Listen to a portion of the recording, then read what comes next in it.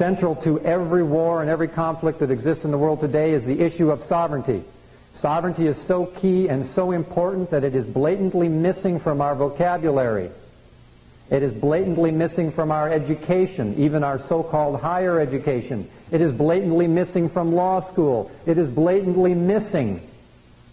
You don't hear it talked about in the media. Sovereignty is the source of authority from which all laws and governments arise. So if you are a sovereign power, and traditionally in the West and in Europe there were two sources of sovereignty. There were the monarchs, which were the kings and the queens, and there was the Pope and the Catholic Church. And both of those were sources of sovereignty. If you were the sovereign, then your word was the law. It was the same as law. So if you decreed something, it was the same as law. Now, what's unique here in the United States of America is when this country was settled and founded, many of the people that came over here were settling here to escape from either religious persecution or for political persecution from one of the sovereign powers or one of the governments that were in Europe. And so the people that settled this country did not have high regard for the systems of government or for the traditional sources of sovereignty. The Treaty of Paris with Great Britain at the conclusion of the American Revolution said quite literally that the people shall have the same prerogative as the king. Now, you don't have to be a genius to figure out what that means. If you're a king or a queen or a sovereign, it means there's no superior authority. There's no one you have to answer to except God and natural law and unalienable rights and all that. The natural law, that you do answer to. But there was no other human government or human being that you answer to as a sovereign or as a sovereign citizen. Remember the old saying, a king or a queen? You're like a king or a queen in your own home. You've heard the phrase. Well, that's what they meant. They really meant it quite literally. And being a sovereign meant that you had to act like one. A good one. Not a despot, but a good one. And a good sovereign is responsible for themselves and responsible for their family, responsible for their neighbors, and is respectful to their neighbors, and looks out after the greater community. That's what a good sovereign does. So the principle of sovereignty extends to our behaviors, to our values, to our virtues. The Constitution was created out of the sovereignty of the people to create this 14th entity, originally, the United States Corporation, which served as both a corporate enterprise and a national government, and made into a separate jurisdiction and a separate country.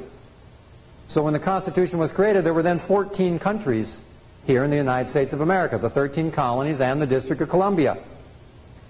And the Constitution, what it did was it put limitations upon that 14th country in relationship to the original 13 colonies and the sovereign people. It basically said, look, we're the sovereign people, okay? And these are the sovereign states. We're going to create, through the Constitution, a corporation and a national government to serve the sovereignty. And you have a very limited authority and limited jurisdiction. And anything that we don't spell out in this Constitution and say that you have the power and authority to do, we're going to reserve it to ourselves through the 9th and 10th Amendments. There's nowhere in the Constitution that says that the federal government has health care or education or agriculture or any of these other areas that they have encroached upon our lives. It doesn't spell it out there. Quite literally doesn't say anything about it. And so when the country was founded, it was for very, very limited jurisdiction. It was meant to be limited. And the Constitution was like a federal employee handbook, instructing the federal government what its job description was, and that it could not go beyond its job description, period. And so the concept, which is a misconception that most Americans have, is that the Constitution gave you rights. Most people think the Constitution is what gave you rights. That's what they teach in school. They teach you that America started with the Constitution. They barely even talk about the Declaration of Independence anymore. They don't even mention it. They just believe that it started with the government, that the government suddenly is the sovereign power and the people aren't the sovereign power. The Constitution is a commercial contract between the states and this corporation. The Bill of Rights was a treaty between the corporation, and the sovereign people. Prior to 1868 in this country, there was no such thing as a United States citizen. They did not exist. It wasn't until the 14th Amendment that the U.S. citizen was created as a legal person born or naturalized in the United States. Prior to that, and at the founding of this country, were state citizens. If someone existed as a preamble citizen in the sovereign state of Virginia or New York or Pennsylvania, they considered themselves a Virginia citizen, a New York citizen, a Pennsylvania citizen, etc. They never thought of themselves as United States citizens. Prior to the Civil War and prior to 1868, no one ever referred to themselves as a U.S. citizen. Not even if they resided in the District of Columbia. They still considered themselves citizens of Virginia or New York, etc., etc. There are different rights and immunities for a sovereign citizen versus a U.S. citizen. So when was a U.S. citizen created? The U.S. citizen was created by the 14th Amendment in 1868, one of the Reconstruction Amendments after the Civil War. Now, the Civil War was a pivotal point in American history. And most people believe today, as they're teaching, that Abraham Lincoln, the great emancipator and all that, it was all about freeing the slaves. That is what we are taught. And although the slaves were freed at the conclusion of the Civil War, it was not from some great ideological or moral purpose that they were freed. It was more of an economic sanction to cripple the South than it was some great moral and ethical purpose. The real purpose for the Civil War, the reason it was fought, it was over the issue of state sovereignty. That's why the Civil War was fought.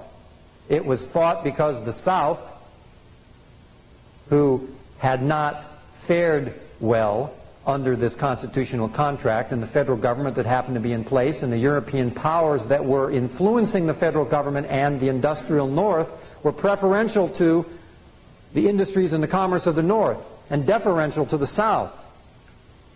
And so the South said, hey, we're getting the bad end of the deal here. We want to secede from this union. We want to revoke this contract that we created. The states created the Constitution, remember. They wanted to revoke the contract and secede from the union because it wasn't serving them any longer.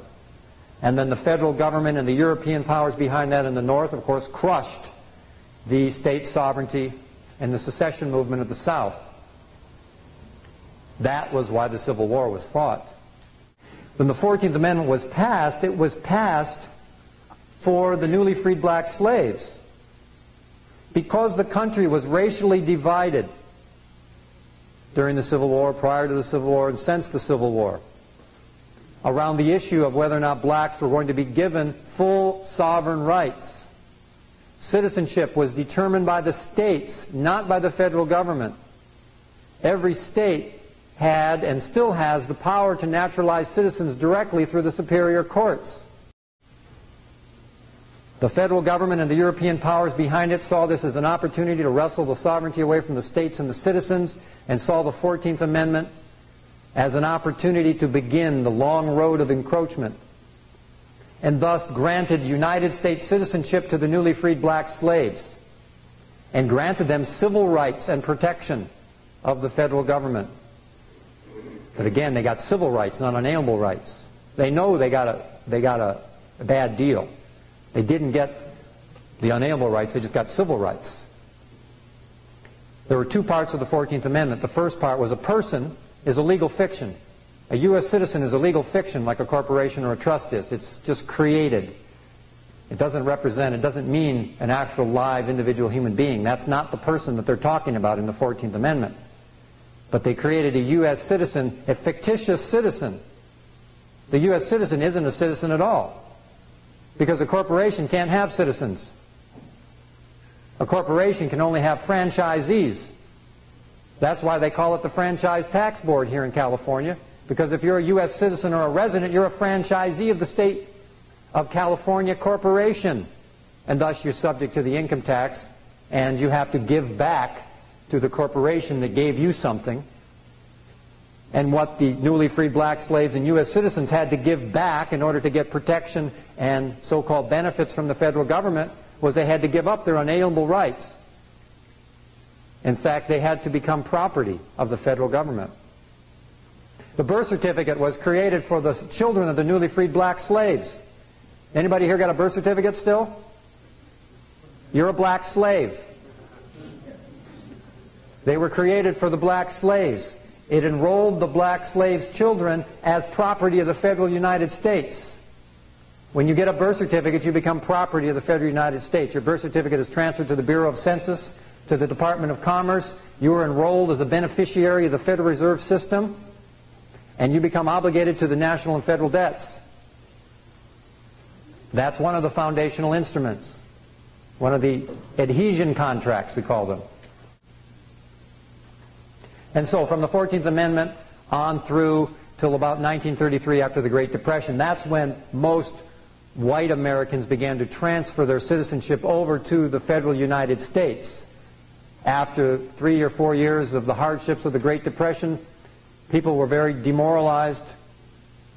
And so when they enrolled in the Social Security system to get a benefit from the government, unknown to them in the SS-5, is that when they asked the simple little question on the form, are you a U.S. citizen, and you checked the box, you just gave up your unalienable rights, you gave up your sovereign citizenship, you gave up your Constitution, you gave up your Bill of Rights, and you gave up your country. All because you didn't know there was a distinction between a sovereign state citizen and a U.S. citizen. And so when you got a Social Security number, that was the beginning of a long road of giving up and waiving your rights and become a subject of the federal government. Driver's licenses, vehicle registrations, marriage licenses, incorporation papers, business licenses are all adhesion contracts. And in each one of those you give up another piece of your rights. And in the end you have nothing. You have no rights, not even to control what you do with your body.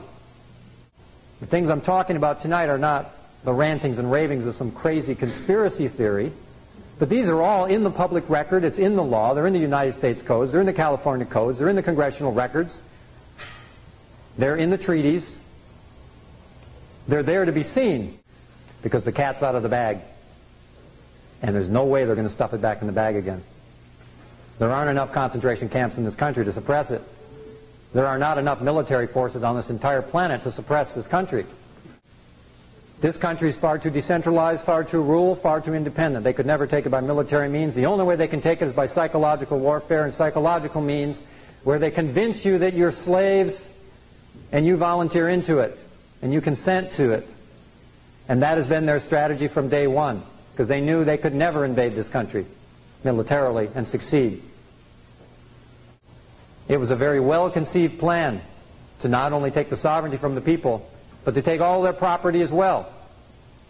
And we consented.